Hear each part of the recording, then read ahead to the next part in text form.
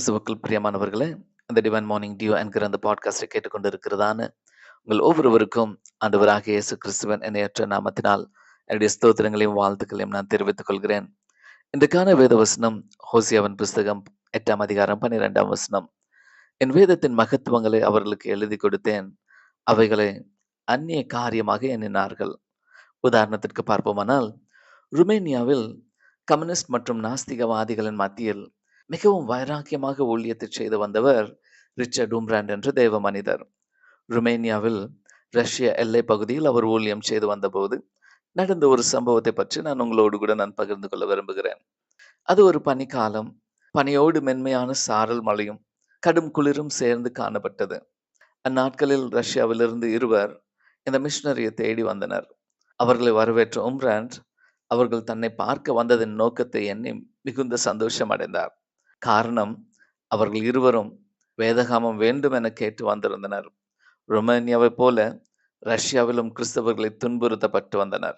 இதன் மத்தியிலும் அவர் 2 வேதகாமங்களை அவர்களுக்கு கொடுத்து அனுப்பினார். அவர்கள் அதை பெற்றுக்கொண்டு சந்தோஷத்துடன் தங்களுடைய கிராமத்துக்கு திரும்பினார். 2 வாரம் கழித்து அவர்களிடமிருந்து ஒரு நன்றி கடிதம் வந்தது. அந்த கடிதத்தில் சில வரிகள் இப்படியாக எழுதப்பட்டது. அன்புள்ள ரிச்சர்ட் உம்ராண்ட், உமக்கு நன்றிகளை தெரிவித்துக் கொள்கிறோம். நாங்கள் சுகபத்திரமாக எங்கள் கிராமத்துக்கு வந்து சேர்ந்து விட்டோம். தாங்கள் கொடுத்த வேதகாமம் எங்களுக்கு மிகவும் பயனுள்ளதாக உள்ளது. அது மாத்திரமல்ல, நாங்கள் சொந்த வேதகாமத்தை வைத்திருப்பதை அறிந்து பக்கத்து கிராம கிறிஸ்தவர்கள் எங்களிடம் வந்து வேதத்தை வாங்கி வாசிக்கின்றனர். இப்படி அநேகர் வந்து கேட்டபடியால் நாங்கள் ஒரு முடிவு செய்தோம். தாங்கள் கொடுத்த 2 வேதகாமத்தை 32 பகுதிகளாக கிழித்து இப்பொழுது 32 கிராமங்களில் உள்ள ரஷ்ய கிராம மக்கள் வாசித்து பயனடைகின்றனர் என எழுதியிருந்தது. இதை இந்த ரிச்சர்ட் உம்ராண்ட் தன்னுடைய பிரசங்கத்துல இப்படியாக கூறினார். ஒரு முழு வேதாகமம் தங்களுக்கு கிடைக்காமல் ஏங்குகிற ருமேனியர்களும் ரஷ்யர்களும் மற்ற அரபு நாட்டு கிறிஸ்தவர்களும் அநேகர் உண்டு. ஆனால் வேதத்தை கைகளில் வைத்திருந்து அதை வாசிக்காத கிறிஸ்தவர்களே, நீங்கள் தேவனுடைய நியாயத்தீர்ப்பில் எப்படி தப்பிக்க முடியும் என்பதே நான் உங்களுக்கு முன் வைக்கும் கேள்வி என்று முடித்தார். இக்கேள்வி அவருடைய இருதயத்திலிருந்து வந்ததல்ல, தேவனுடைய இருதயத்தின் கேள்வியே அது. பிரியமானவர்களே, இவ்வுலகம் கிறிஸ்தவர்களாகிய நம்மை வேதக்காரர்கள் என்றே அழைக்கிறது. ஆனால் நம்மில் அநேகர் வேதத்தை வாசிக்காமல் வேஷக்காரர்களாகவே சுற்றித் திரிகிறோம். அன்று அந்த ரஷ்யர்கள் தங்கள் கைகளுக்கு வேதம் கிடைத்த அந்த அரை மணி நேரத்திலோ அல்லது அதிலும் குறைவான நேரத்திலோ எவ்வளவு கருத்தாய் கவனத்துடன் ஜெபத்துடன் வேதத்தை வாசித்திருப்பார்கள் என ஒரு நிமிடம் யோசியுங்கள். நீங்கள் என்றாவது அப்படி வாசித்ததுண்டா? வேதத்தை நேரம் எடுத்து தியானிப்பதற்கு எது தடையாக இருந்தாலும் அதை தூக்கி எறியுங்கள். கடமைக்காக மேலோட்டமாக வேதத்தை வாசிக்கும் முறைக்கு ஒரு முற்றுப்புள்ளி வையுங்கள். நீதிமொழிகளில் மொத்தம் 31 அதிகாரங்கள் உண்டு.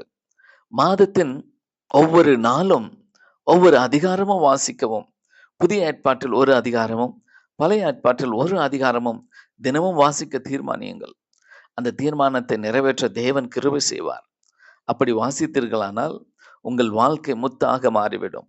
கர்த்தர் அதிசயமாய் தம்முடைய வார்த்தைகளை மூலம் ஒவ்வொரு நாளும் உங்களை வழிநடத்துவதை காண்பீர்கள். மற்றும் கள்ள போதகர்கள் தவறாய் சொல்லிக் கொடுப்பதை எளிதாய் இனம் கண்டு கொள்வீர்கள். கவனமாய் உங்கள் கிறிஸ்தவ வாழ்க்கை வாழ்வீர்களானால் அந்த பரிசுத்த வேதாகமத்தில் உங்களுடைய பரிசுத்தத்தில் அதை நீங்கள் கவனத்தோடு கூட நீங்கள் வாசிப்பீர்களானால் நிச்சயமாகவே அது உங்களுக்கு ஆசீர்வாதத்தை கொண்டு வரும். நாம ஜெபிப்போமா? எங்களை அதிகமாய் நேசித்து வழி நடத்தும் எங்கள் நல்ல தகப்பனே, என் வேதத்தின் மகத்துவங்களை அவர்களுக்கு எழுதி கொடுத்தேன், அவைகளை அந்நிய காரியமாக எண்ணினார்கள் என்று நீர் அங்கலாய்க்கிற தேவனாக இருக்கிறீரே. நாங்கள் வேதத்தை அந்நிய காரியமாக நினைக்காதபடி அதில் உள்ள பொக்கிஷங்களை ஆராய்ந்து பார்க்கிறவர்களாக எங்களை மாற்றும். வேதத்தை படித்து நாங்கள் ஒவ்வொருவரும் ஒவ்வொரு நாளும் உமக்கென்று முத்துக்களாக திகழும்படி எங்களுக்கு கிருபை தாரும். வேதம் வாசிப்பது ஒரு சிலருக்கு மட்டும் தான் என்று நினைத்து அதை தொடாமல் இருந்த காலங்களை மன்னியும். தினமும் நேரம் எடுத்து வேதத்தை வாசிக்க கிருபை செய்யும். எங்கள் ஜெபத்தை கேட்டு எங்களுக்கு பதில் கொடுப்பவரே, உமக்கே நன்றி.